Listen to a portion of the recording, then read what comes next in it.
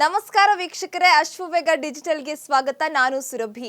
ಅಯೋಧ್ಯೆ ಹೆಸರು ಕೇಳಿದಾಗ ಮೊದಲು ನೆನಪಾಗುವುದು ರಘುಕುಲ ತಿಲಕ, ದಶರಥ ನಂದನ, ಮರ್ಯಾದಾ ಪುರುಷೋತ್ತಮ ಪ್ರಭು ರಾಮಚಂದ್ರನ ಜನ್ಮಸ್ಥಳ. ಕಳೆದ 1 ವರ್ಷದಿಂದ ಅಯೋಧ್ಯೆ ದೇಶದ ಗಮನ ಸೆಳೀತಾ ಇದೆ.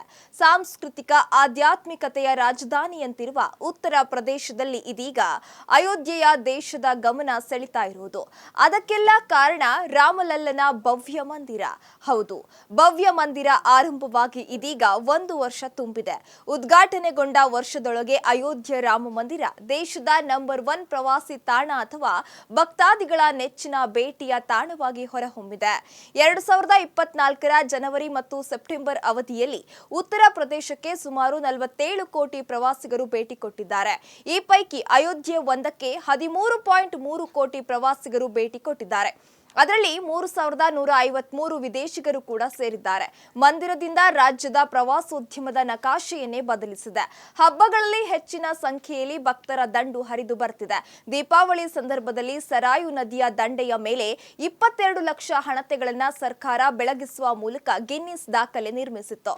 ರಾಮ ಮಂದಿರ ಸುರಕ್ಷತೆ ನಿರ್ವಹಣೆಗೆ ವಿಶ್ವದ ಅತ್ಯುನ್ನತ ಪ್ರಶಸ್ತಿಗಳಲ್ಲಿ ಒಂದಾದ ಪ್ರತಿಷ್ಠಿತ ಸ್ವಾರ್ಡ್ ಆಫ್ ಆನರ್ ಪ್ರಶಸ್ತಿಯನ್ನ ರಾಮ ಮಂದಿರ ಪಡೆದುಕೊಂಡಿದೆ.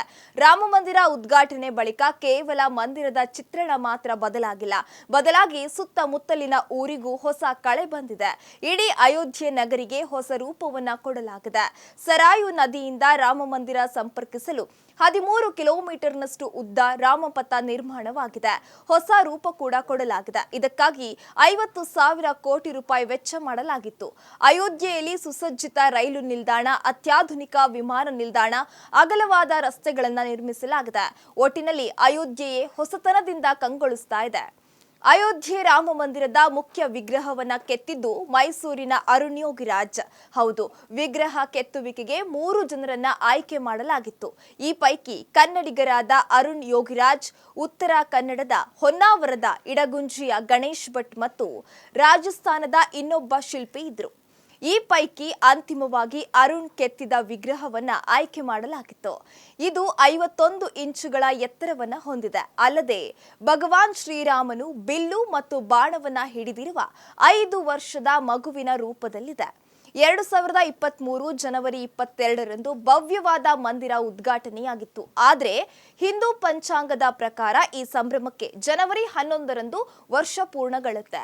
ಈ ಹಿನ್ನೆಲೆಯಲ್ಲಿ ಜನವರಿ 11ರಿಂದ 13ರವರೆಗೆ ಪ್ರತಿಷ್ಠಾ ವಾರ್ಷಿಕೋತ್ಸವ ಹಮ್ಮಿಕೊಳ್ಳಲಾಗಿದೆ. ಮೊದಲ ದಿನ ಬೆಳಗ್ಗೆ ಮುಖ್ಯಮಂತ್ರಿ ಯೋಗಿ ಆದಿತ್ಯನಾಥ್ ಬಾಲರಾಮನಿಗೆ ಅಭಿಷೇಕ ನೆರವೇರಿಸಲಿದ್ದಾರೆ. ಜೊತೆಗೆ ಖ್ಯಾತ ಗಾಯಕರ ಭಕ್ತ ಗೀತೆಗಳು ಕೂಡ ಬಿಡುಗಡೆಯಾಗಲಿವೆ. ದೇಶದಾದ್ಯಂತವಿರುವ ಸಂತ ಹಾಗೂ ಭಕ್ತರಿಗೆ ಟ್ರಸ್ಟ್ ಆಮಂತ್ರಣವನ್ನ ಕೂಡ ಕಳುಹಿಸಿಕೊಟ್ಟಿದೆ. ಇದಾಗಿತ್ತು ಇಂದಿನ ಅಶ್ವವೇಗ ಸ್ಪೆಷಲ್. ನೋಡ್ತಾ ಇರಿ ಅಶ್ವವೇಗ, ಇದು ಸತ್ಯಾನ್ವೇಷಣೆಯ ಓಟದಲ್ಲಿ.